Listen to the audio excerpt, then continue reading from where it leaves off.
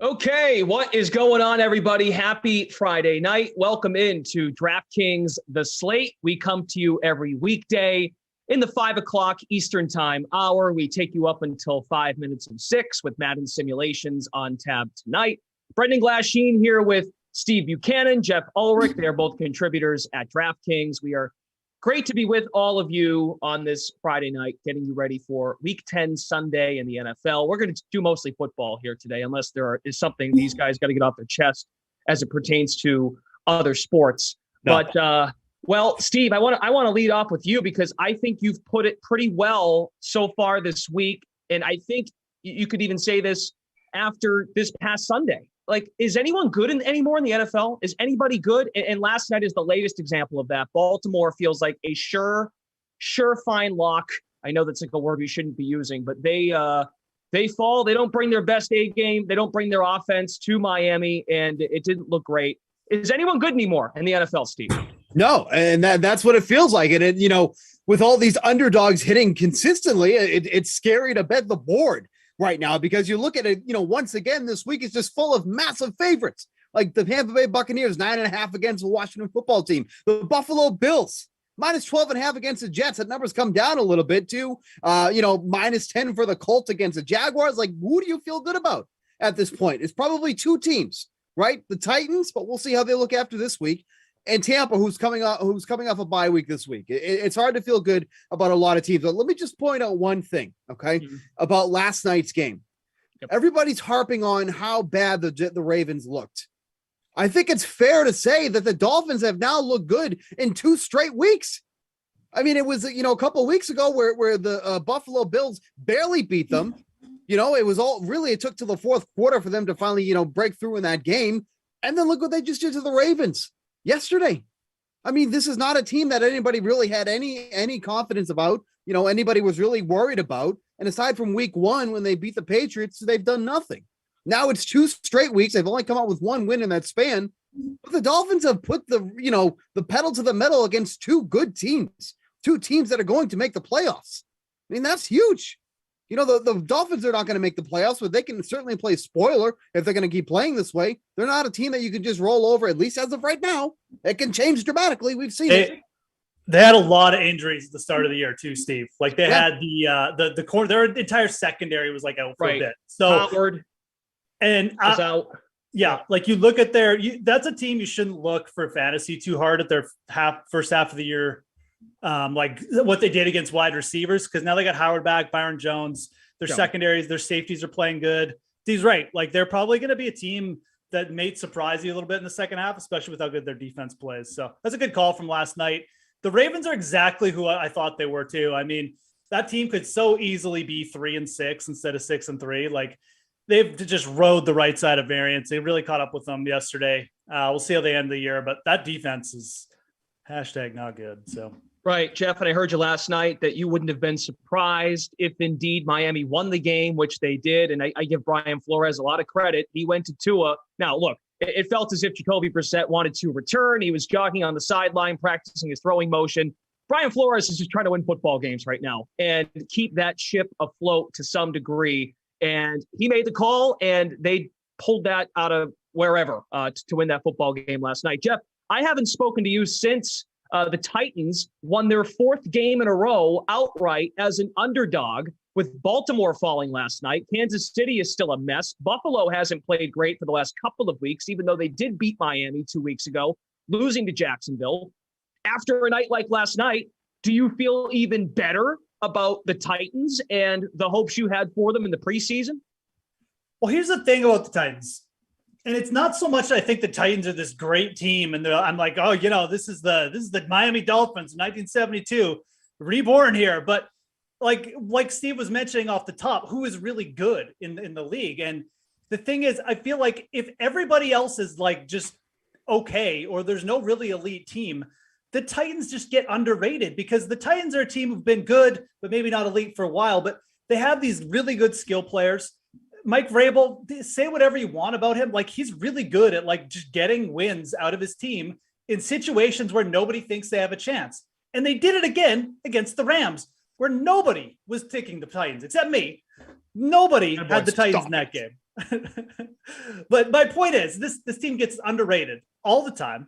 And now you've got this jumbled AFC, which is wide open. I don't know how you can like the Titans. They might get Derrick Henry back in the playoffs. That's a complete wild card. And even if they don't, I think their defense, as we saw last week, they did add, this is another team, like they did add pieces on defense and maybe didn't work out right away, but Bud Dupree was injured. He's back. They got some other guys back who are a little bit healthier.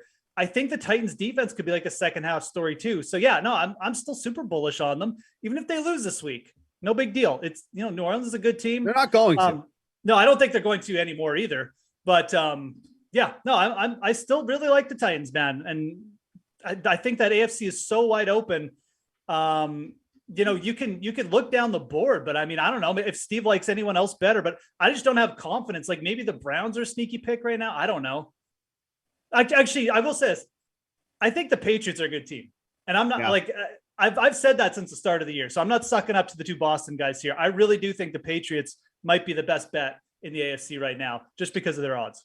Let me tell you one thing. Thank God Adam Kaufman's not on this show, because we wouldn't be able to get a damn word in after that remark that you just made. Like I say this all the time, especially with that dope Kaufman. Like I am from Boston. I like Boston teams. I am not a Boston homer by any means. But if you look at that board right now, that Brendan Glahseen so eloquently put up, because he's a sports book guy now. He knows how to click around on the book. At the odds that you're getting, that's probably the best value on the board in the AFC, especially with the schedule that they have coming up. Right, like they should win on Sunday, right, against the Browns. They should win that game. And then they kind of coast a little bit with the upcoming schedule. So this is probably the lowest you're going to see them if things go to plan, but nothing has gone to plan in the NFL. But if things go to plan, you're not going to see 16-1 on the board anymore. Do I think they're going to win the AFC? Probably not. But amongst those teams that they're bunched in with, like the Steelers, no shot, get out of here. Biggest fraud team in the NFL. The Bengals, I still like them, but they've lost a couple games they should have won, and now they're in the position that they are. And then the Raiders, no, a little too much going on over there. Yeah. So amongst those teams, you are by far getting the best value on the Patriots, 16-1. Yeah. It feels like after Buffalo, this could change every single week. This is going to be musical chairs, and the New England Patriots play the Titans at some point down the road. That sets up big for New England. They play Atlanta on a short week next Thursday. It does make Sunday's game very interesting. And the running games for New England and Cleveland banged up. We know Chubb is out.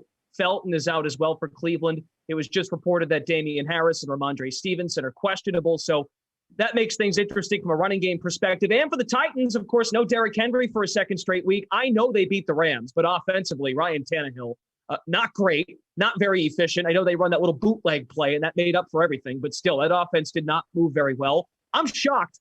It's one game I'm looking at for next week, and it feels like a trap spot. Sean Payton is excellent against the spread as an underdog in his career. But now no Alvin Kamara for the Saints, and the line hasn't moved. It's still at 2.5 points. That one is shocking to me. You have to throw that Sean Payton trend crap out the window, because that's what Drew Brees. Okay. Now it's Trevor Siemian. Well, he's 3-0 this year. Green Bay, New England, Tampa. Okay. Those are good teams, right? Green Bay, opening week. Sure. Who's the quarterback in those games? He faced Aaron Rodgers. No. For the Saints. Oh, well, Jameis Winston, they're starting. Okay. So are you going to get that type of production from Trevor Siemian? I don't know. Taysom. Oh, okay. Well, I'll play spoiler for here. No, you're not. Okay. No, Michael Thomas. He ain't coming back. He's done. Yep. He saw the situation. He said, re-break my ankle. I'm not coming back. Right. Then you have Alvin Kamara, who's also going to be out. Like, who's going to get the ball? Who's going to make plays on this team right now? I'm with you. So why hasn't it changed? Because nobody respects the Titans. It's like literally nobody respects the Titans, and that's why they remain, to me, just like a team you just should be targeting every week. And you have to understand too, the line is set as it is with the idea that Kamara might not play. That number is already baked in. Running backs are not going to move, the spread dramatically if they're ruled out. We've seen this numerous times with Nick Chubb, with Alvin Kamara now. Like the quarterback is where it's going to change. Right? Like when Aaron Rodgers was ruled out, The spread moved 7 points. 7 points. It is not going to move like that because Alvin Kamara is out. And isn't he different though as a pass catcher? He's different. He is different, but it's not like, it's not going to make a huge difference in the spread. It's already set as is because that is already the idea, right? So that's how it's set as it is. Him being ruled out, yes, it's worse for the Saints, but that's already baked into the number. It's not going to change here. Okay. Fair enough. It's a game we can spend more time on if you'd like. How about the NFC, Steve? So if we're going to go off of the jumping off point of no one's good in the NFL anymore, well, how do we feel about the NFC? Because they weren't much better. Granted, we don't know about Aaron Rodgers yet. Russell Wilson does return, but that's a team that's still out of the picture. Tampa Bay's coming up a bye week. Arizona, we don't know about Kyler. Could be a game time decision. How do we feel about the NFC after what happened last week? The Rams losing, of course, as well. And the Cowboys. So, I like the Rams. I'm a Rams Super Bowl winner ticket holder right now. So obviously I have some invested in that. But I got to tell you, the Cowboys are a team to watch. You're getting them at the lowest perception that you've had them at all season long because of the loss last week. Let me tell you the schedule that they have coming up. They have the Falcons, Chiefs, Raiders, Saints, Washington twice, the Giants, the Cardinals, and the Eagles. They might lose 2 games the rest of the season, realistically. So that's going to put them in a really good spot. The Cardinals, everybody loves the Cardinals, right? Okay, but the Kyler Murray stuff is concerning, right? Because that offense, obviously, they look great with Colt McCoy, but it's not going to stay like that. So really, it comes down to me between the Bucs, the Rams, and the Cowboys. That's where I think the 3 teams are right now. This is obviously, a lot closer odds as you see as it's laid out right now. It's really it's a 5-team race at this point. Yep. But the Cowboys having the lowest odds of those 5 teams. Well, I guess tied with the Packers. Yep. But the Cowboys, their schedule, man, that is a really enticing schedule. And, plus 550, you'd like to get a better number than that, obviously, with 5 teams in the mix. But man, that schedule really after because the Chiefs, the Cowboys might roll over the Chiefs with the way that they're playing. And then after that, they have nobody that they really have to worry about except the Cardinals. So the next 2, 4, 6, 8, 9 games, I wouldn't be shocked if they went 7-2. Yeah, I'm kind of with you on that one. After the Mahomes game, as far as just quarterbacks they're going up against, the remaining 7 games, Kyler's the only one that might present any trouble. Like you said, Saints, the football team twice, Daniel Jones, Jalen Hurts. It's a good call. I like it. What do you think, Geoff? What do you think of the NFC?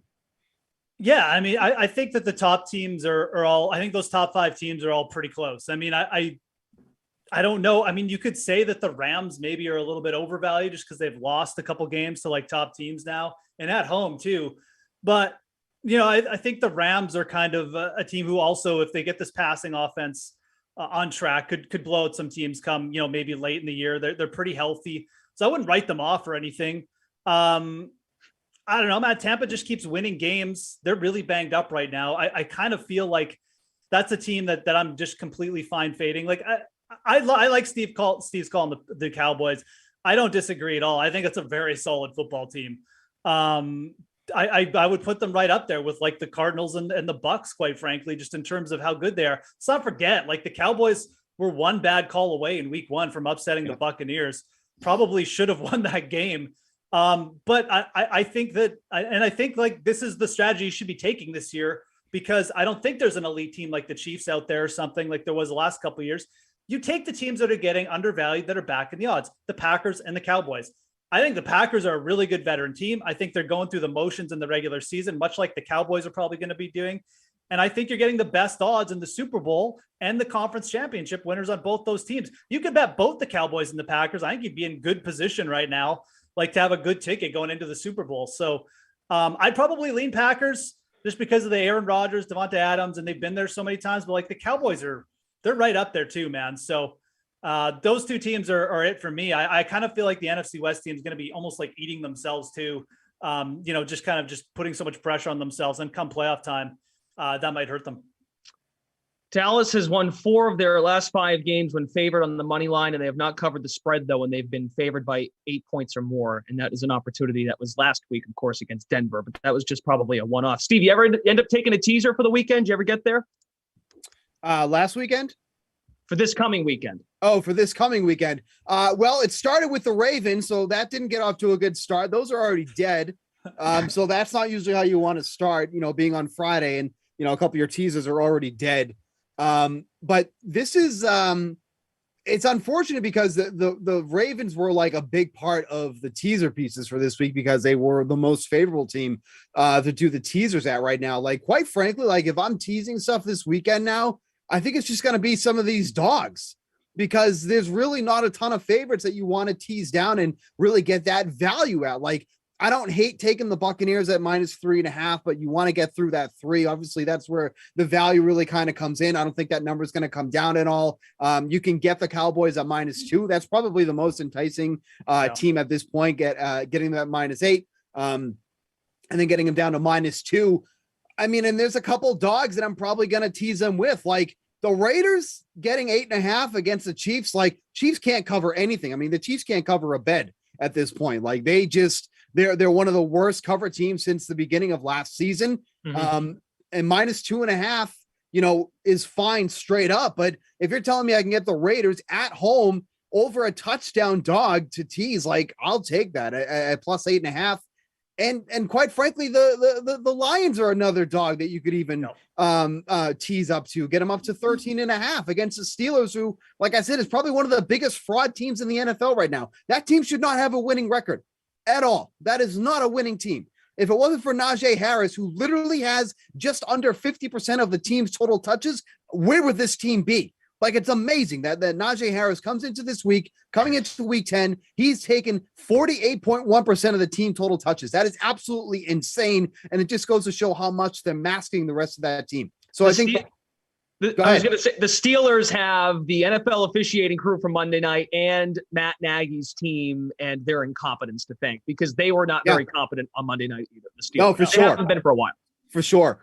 But yeah, so I think if you're starting fresh, which is what I'm going to have to do now, thanks to the stupid Ravens, I start with the Cowboys, and then I'm probably going either the Raiders or the Lions. As gross as it sounds, but that's been the way to bet in the NFL over the past month or so.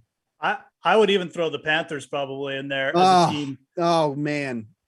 Dude, 10.5 already. I mean, like, these two teams both play slow. Kyler's still banged up. I think you're going to see like a 24-10 kind of win by the Cardinals.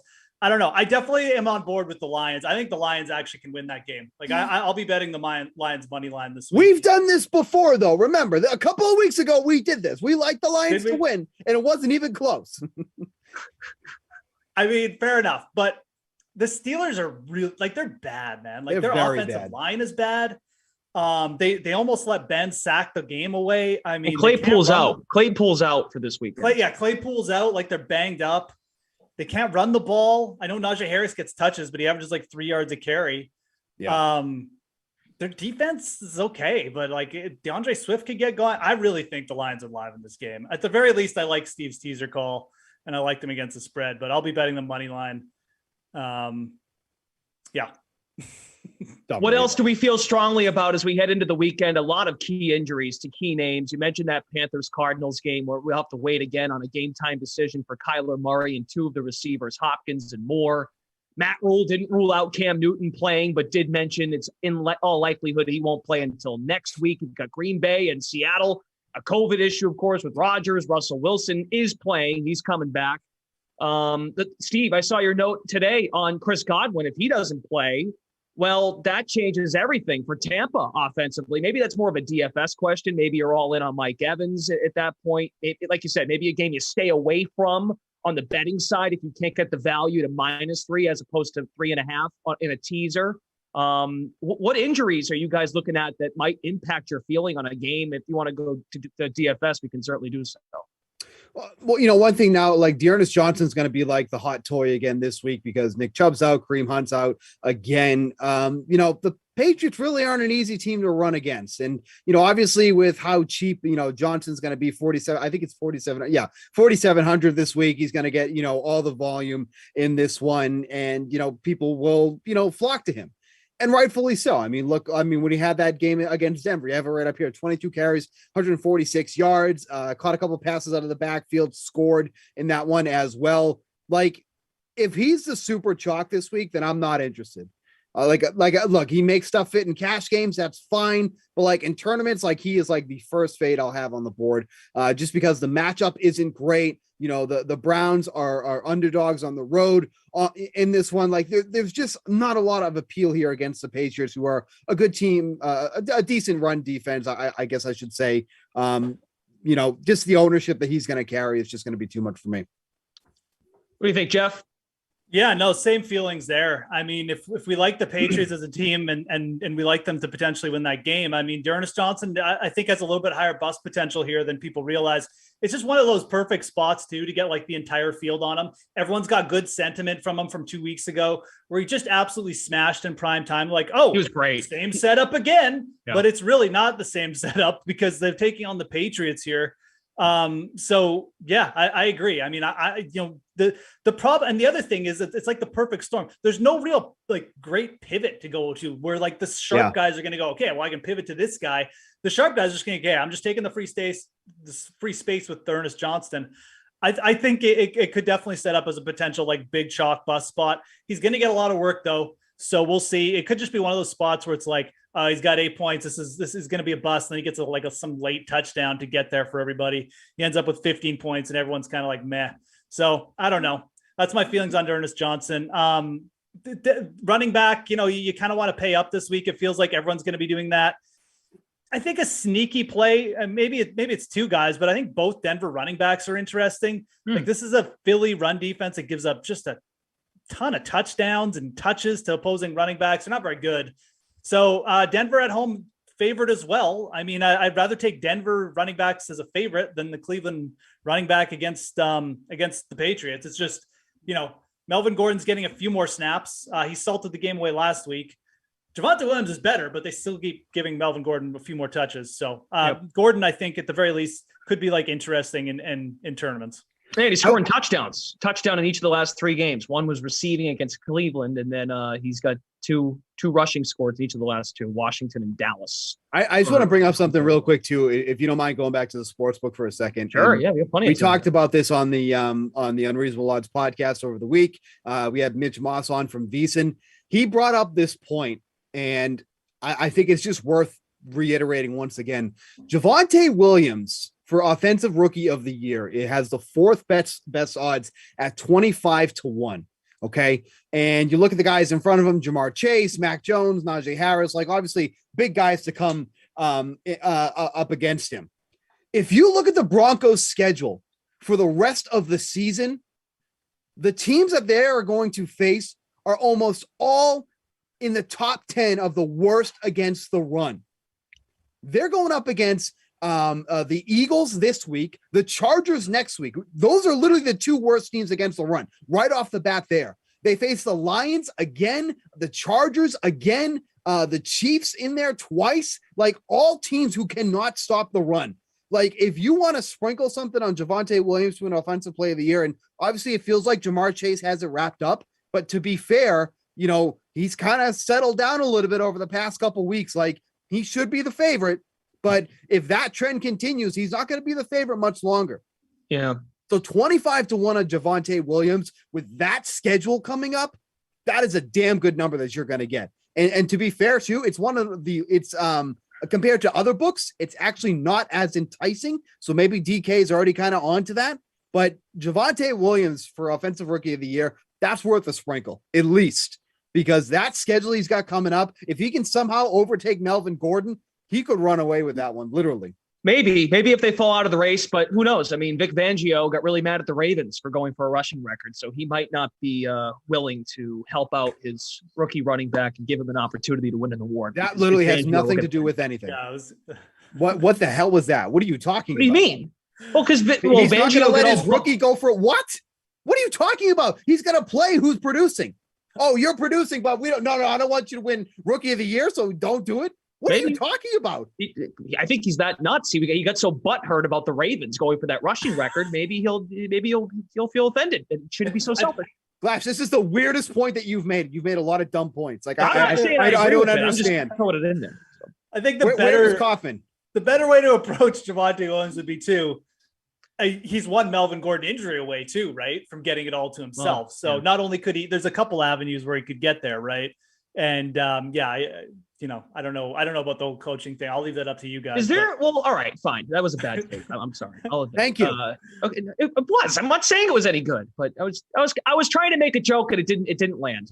Mac Jones at plus 350. Will this number get any better or more enticing, or do you get it now? Because if we think they beat Cleveland and beat Atlanta, I don't know. Yeah, that number is probably going to get closer to Jamar Chase, isn't it? I think that number is going to stay relatively the same, at least for a couple of weeks. Like the Jamar Chase hype is definitely still there. Like I said, he hasn't performed in the past couple of weeks, but he's still a fairly sizable favorite compared to the rest of the field. You might see some movement here if the Patriots do win here again. So I have no problem taking Mac Jones here if you want to. I mean, really the big favorites that were, projected in this spot are way down the field. Like, so it just goes to show you like how much can change. Like Trevor Lawrence was the odds on favorite before the thing started. Kyle Pitts was 10-1 before the season started. He's now 35-1. Rest in peace to that ticket for me. But there's just a lot of guys that were projected to be in that top three that are not even in the mix. Like Mac Jones was, I think, the sixth best odds to win Rookie of the Year before a snap was even taken, and look where he is now. So that's why I wanted to bring up someone like Williams, because it just goes to show how dramatically this can change. I mean, Robbie Ray was 80-1. He's going to win that award next week. We're going to be cashing some major tickets there next week. Humble brag right there, but I had to throw it in there. But so someone at those type of odds with the schedule they have coming up, it's definitely something worth taking a look at. Yeah, and the thing about Mac Jones is too, like I don't think he's like his numbers aren't going to be great, right? So it's not going to be like something voters can say, oh yeah, he broke the record like Herbert last year or something like that. My thought was get New England to the playoffs. They didn't make it last year. That's my only thought. And I'm not saying he's not playing good. It's just when you've got the player votes, you got to think how the voters are looking at this. Mac Jones is solid, but maybe got carried by his team a little bit. They're going to go looking. Did anyone else do anything really special? Jamar Chase is currently doing the most special thing, but maybe Javonte Williams gets like 8 touchdowns to end the year. And I think if it came down between those two, voters might actually lean towards the guy with the splashier stats. So yeah, no, I think that's live. I mean, there's a long way to go for Javonte Williams, but it's absolutely, probably the guy I would be targeting as well. And I will say one thing too, they'll never admit this. Recency bias for awards is such a thing too. It is such a thing. It's more of what have you done for me lately than what have you, what happened at the beginning of the season. So like, the Jamar Chase thing, if he goes quiet for the next 4 or 5 weeks, he falls right out of it, regardless of how many touchdowns he scored so early. I mean, that's just how I feel on that. Well, and that award couldn't be more true too with the MVP. I'm not sure if you have any developing thoughts on that, but if Tom Brady and the Bucs say they lose this week and they do what everyone else did a week ago in the NFL, where favorites go down, in some cases outright, maybe that opens the door for Kyler. Look, there's really no runaway MVP in my eyes right now. Like I think this is very wide open. Lamar Jackson was 10-1 before that game last night. It's fallen to 16-1, getting some good value there if you want to maybe go back with him. Because I mean, to be fair, he's still playing well. It's just the recent results have not been there. I mentioned this too. The last time a wide receiver won the MVP was eons ago. I think I was like in a crib still, but yeah, exactly. 80-1 for Cooper Kupp. Like I don't know if he keeps putting up 100 yards consistently every week. Like, at what point is the chatter going to start? Unless OBJ screws it up. Look, you know what? OBJ is going to be the downfield threat that they really don't have because I don't think they think Van Jefferson is ready. Like Van Jefferson will be that guy if they retain him, but he's not that guy right now. And it's very clear when they said that. I mean, look, would you take OBJ or Van Jefferson, on an island? You're always going to take OBJ, right? So if you have an opportunity to take him, you take him. And if you want to make that super team and make a legit run, you add a guy like that because the trade deadline's gone. You add a talent like that. And look, like I mentioned, wide receivers very, very rarely win this award. But with the numbers that he's putting up, if he continues to keep putting that up, like 80-1, come on. No Rams. You put $5 on that. You put $5 on that. You cash it. It's for $400. I mean, it's very minimal. Yeah, that's math. But it's very minimal what you have to do here. It's risk. Math on the year is a risk. But good job. Thanks. You know what though? I'm interested in what your thoughts are. The 7th seed in the NFC is very much open. And I bring that up because Carolina makes a move signing Cam Newton that feels like they are trying to hang on by a fingernail to squeeze in here. The bigger picture story is why didn't Carolina take a quarterback? I know Sam Darnold got hurt, but I still think they should have taken a quarterback in the short term. But any thoughts on an NFC team just to make the playoffs that might sneak in? Any feelings on a team that's middling or just about there? Because we know it's going to be teams from the NFC West. It's going to be the Rams or the Cardinals. We figure it's the Rams as a wild card. Then you have the Saints, the runner-up to Tampa. That 7th spot is open in the NFC. Does Carolina with Cam Newton now? Do they hang around? Atlanta's the team at the moment right now, but Atlanta's playing Dallas, so that changes if the Falcons lose this week. I don't know. Let me, did you have a thought on this, Geoff? Oh, I mean, I have thoughts, but they're bad thoughts, and they're just bad teams. The New York Giants.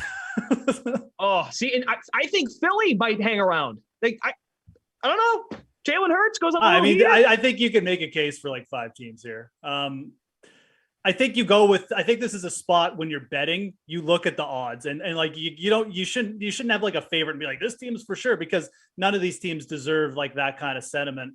I think you go to the betting odds and Philly plus 350, versus San Francisco plus 275. I mean, is San Francisco the slightly better team? Probably, but you're getting better odds to take the Eagles. So that's kind of the way I would be looking at this. I don't know if you have a team, Steve, but I mean, Carolina's at plus 800. Steve, are you my point is this: the favorite to get the 7 spot to make the playoffs right now would be Atlanta. Who feels good about that? So here's a little thing that I have construed in my head, and I'm going to continue to do this. Okay. You are getting such a great value on Dallas this week at -8 because you are getting Dallas at the lowest perception they've been all season long, and the highest perception that you've gotten for Atlanta because they just came off a win against a team that's over 500 in the Saints. Okay, that does not count as a good win. And the wins that they've been getting as of late are against all crap teams, all sub 500 teams. So now the thing is, Atlanta might make the playoffs at 4-4. Amazing. We never thought they'd be here. Look at the schedule they have coming up. Whose voice is that? Whose voice is that? Man. All the idiots on Twitter who like to, throw these, asinine things out there and, the Falcons might make the playoffs. Julian Edlow. Got it. You leave Julian Edlow alone. All right. Yeah, the guy's poor. Okay, that's your punching bag. He can't even afford a curtain. So this perception is that the Falcons may make the playoffs. Now you just brought it up, the favorite for the 7th seed. Okay, this train that the Falcons are on is about to come to a screeching halt. Okay, they're about to face the Cowboys, then the Patriots, Jaguars, whatever, then the Bucks, the Panthers, the 49ers. That is going to come to a stop fast.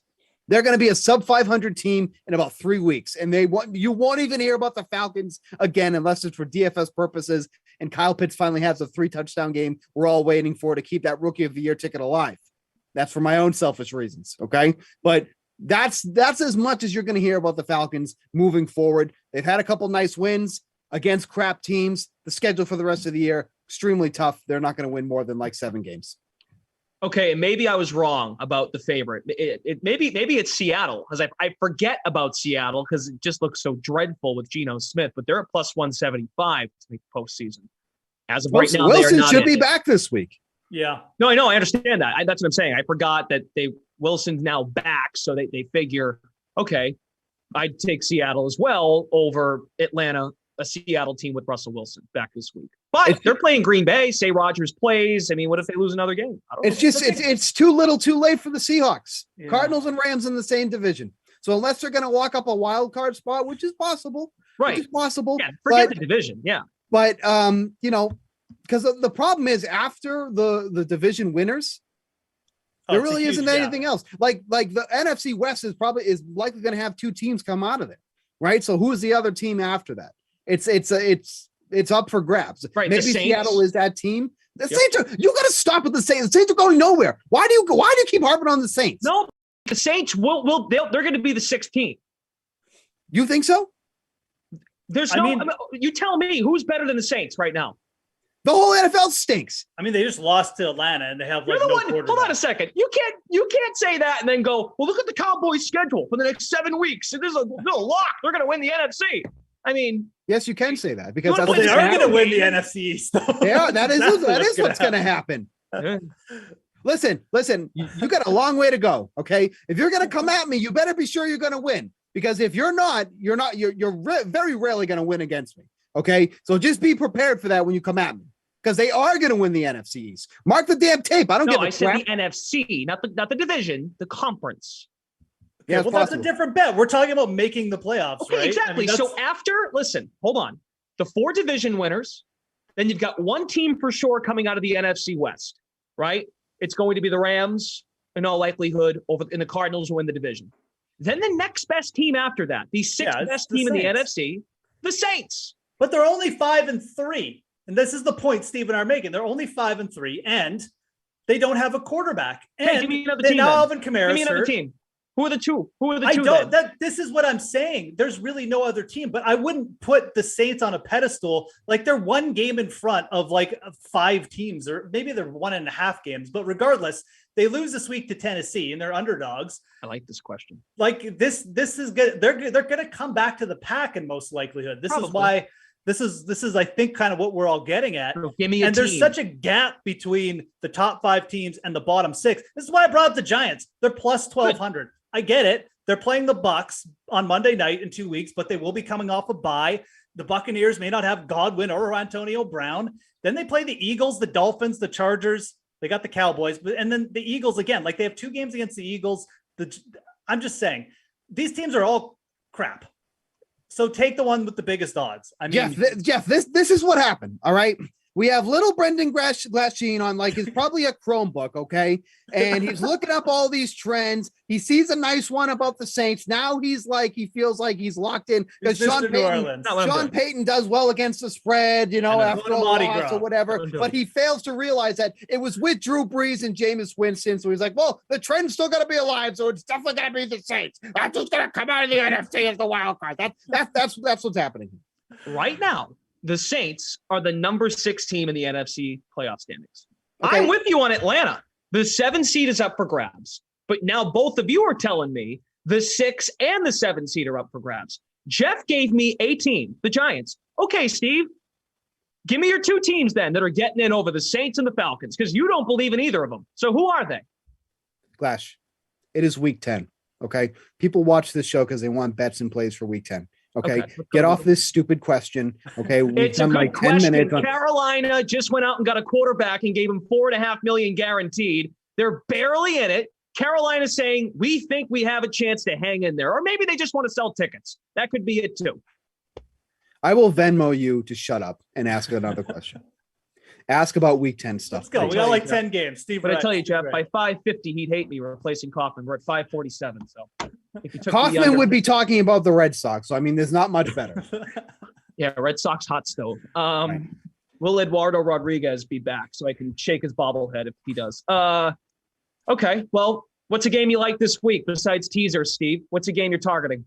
So I'm still going to be on the Cowboys, even just straight up -8 against the Falcons.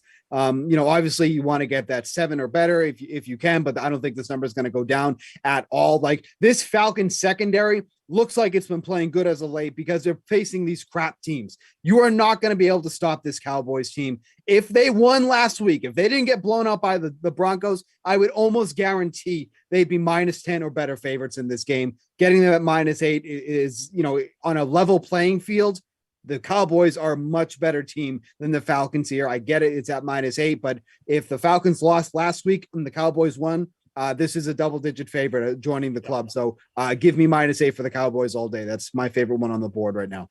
Geoff, you like a game you want to talk about that we haven't maybe discussed? I mean, I definitely like the Cowboys as well. I don't know if you maybe fade both Steve and I since we agree. But when I first went to look at that game, I was like, this has to be a double-digit spread. Right. And it wasn't. So, I mean, right off the bat, it does feel like there's just overreaction there. I feel like Cowboys definitely in a spot where they could score like 35 points. Even if they allow like 20, 21 or whatever, that's a good spot. I'll go back to Carolina, though. I mean, these are just I think the Panthers are just like a scrappy team. And it's such a weird thing to say. And it's a dumb thing to say, but they play at a slow pace and they're good at making games ugly. And Kyler Murray, I just keep coming back to it. Like the Cardinals going into this game, they're clearly the better team, but they're not 100%. They're not going in here to like show off. If they get ahead, I guarantee they're just going to ram James Conner and get like 3 yards per carry. And Cliff Kingsbury is going to kick a couple field goals and get out of there with a win. I think 10.5 is just way too much. I think it's an overreaction to Sam Darnold being out.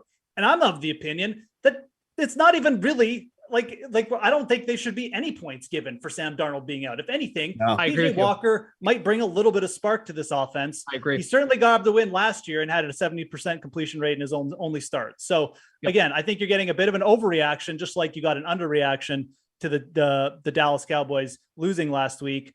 Those are probably like two of my favorite ones on the board as well. I think that the Vikings might end up being a bet for me. Again, I think those are two teams with the Chargers and the Vikings, man. You just don't trust either of them when they're favorites. Like they've got such gaping holes on offense. I feel like the Vikings might be able to just run right through the Chargers. And I just feel like you got to shoot out there. Last guy wins. You take the points. So the Vikings at +3 definitely have some interest. Oh, and why are the Patriots only -2? I don't know. I feel like they should be. I'm with you. It's such a weird line. And, this kind of reminds me of when the Patriots faced the Jets for the first time, which was like in week 3, and the Patriots were like 5.5 favorites. Yeah, I was going to say, and it was like 5.5. Right? Yeah. And I was like, what a weird line. Like, this feels so trappy. And it like wasn't a trap at all. Like, I feel like this could be one of those games again where I'm like, why are the Patriots only -2? Like, basically they're saying like it's a toss up of, would the Browns be favored if they were at home? Like, I don't know. Like, it feels trappy, but like at the same time, I'm like, are the Patriots really going to only win by, 2 points? I don't know. If you're not a flashy team in the NFL, like if you're not winning games like the Chiefs by just like chucking it, or like the Cardinals, you're generally not going to get respect in the betting odds, even if you're a good team. Yeah. Like, is this a reflection of New England not being good at home this year? Who cares? Outside of the Jets game. I'm asking a question.